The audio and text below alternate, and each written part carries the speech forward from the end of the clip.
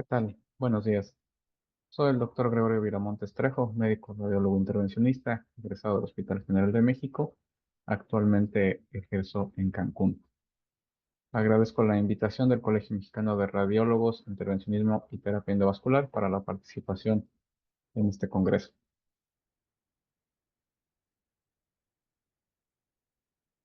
Bien, voy a platicar sobre la revisión de un caso clínico de drenaje percutáneo de un absceso de psoas o una visitis.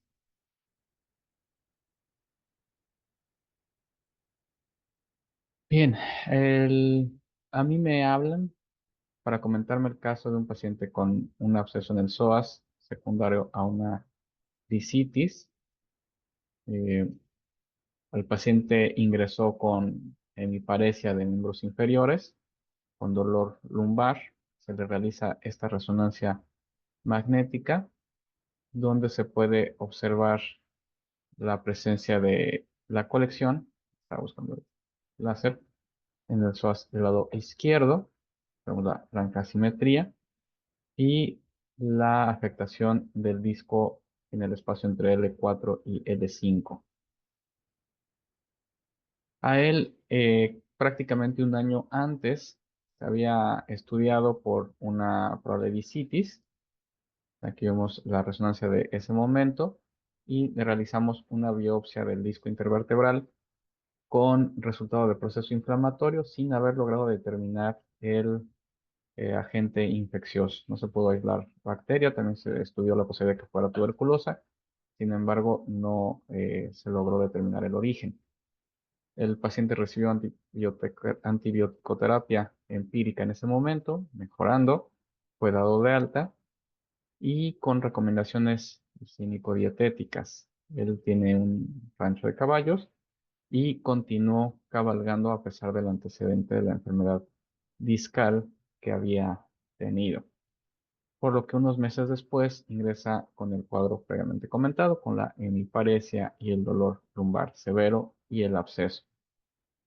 En el momento del procedimiento, esta es la imagen del ultrasonido que tengo guardada, donde se puede observar la colección en el psoas y se colocó un drenaje percutáneo de 10 French, el cual en el momento pues, dio gasto purulento.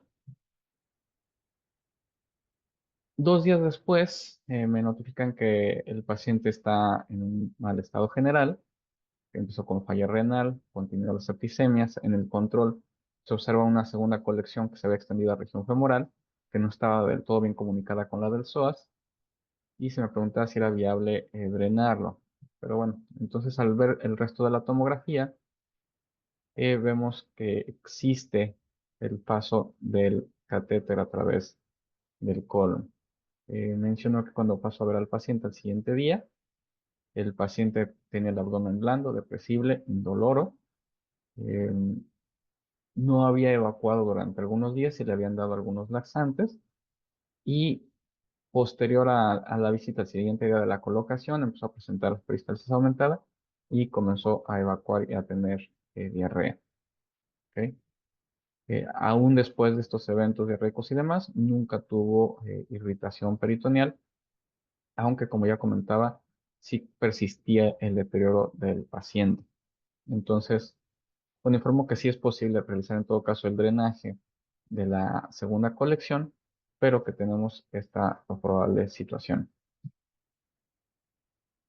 Pues se consideró una perforación de colon secundaria a la colocación del catéter percutáneo. Como pueden ver en la imagen, aquí en este momento no se veía la presencia del colon o algún asa de intestino y la línea visual de la aguja se mantuvo presente. Bien, ¿qué nos dice la literatura para el manejo de los pacientes?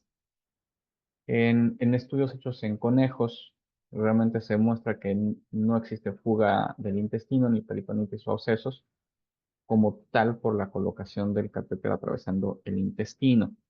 Si acaso se pueden presentar adhesiones. En casos, por ejemplo, de perforación duodenal, realmente lo que se recomienda es el reposo intestinal, el ayuno y el retiro paulatino del catéter. preferentemente buscando que se genere un tracto que madure.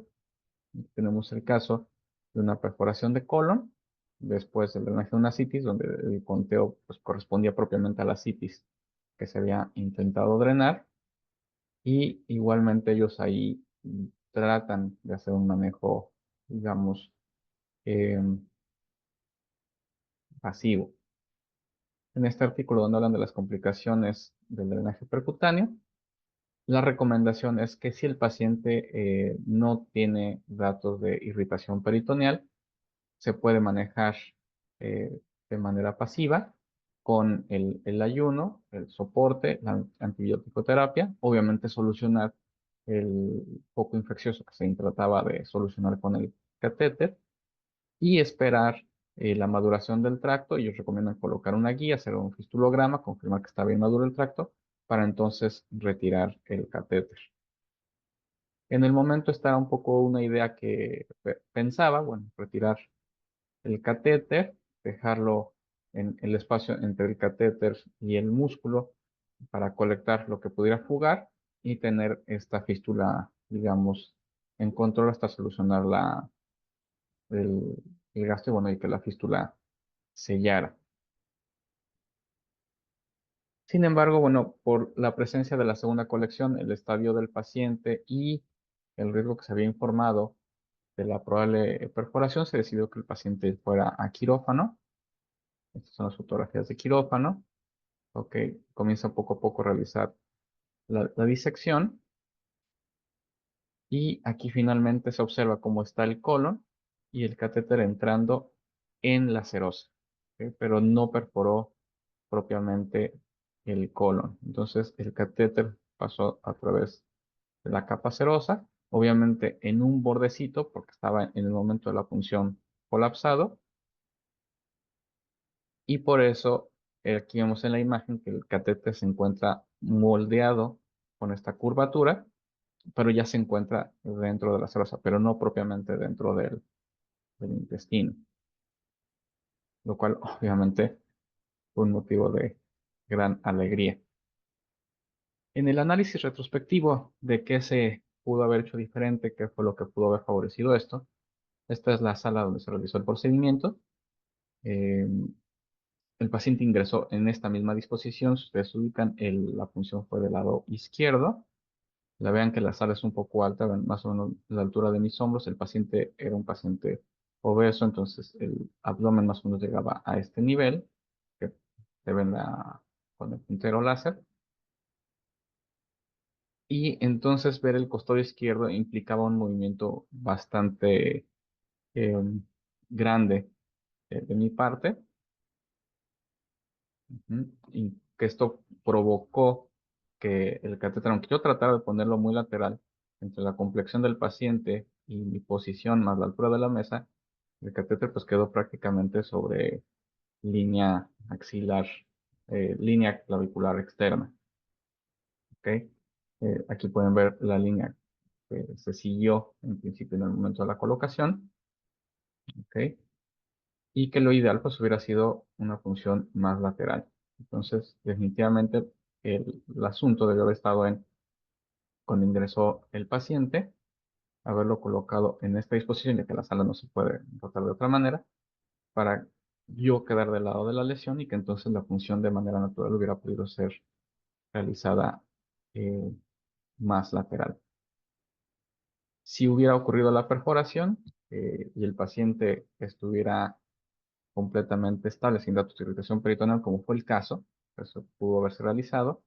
Lo adecuado es dejar el catéter, dejar que forme un tracto fistuloso maduro y posteriormente, bien formado el tracto fistuloso, confirmar la madurez de este tracto y retirar el catéter.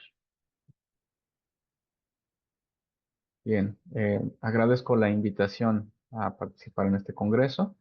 Espero que esto haya servido de aprendizaje para mis colegas. Les envío un fuerte abrazo. Tengan un excelente día.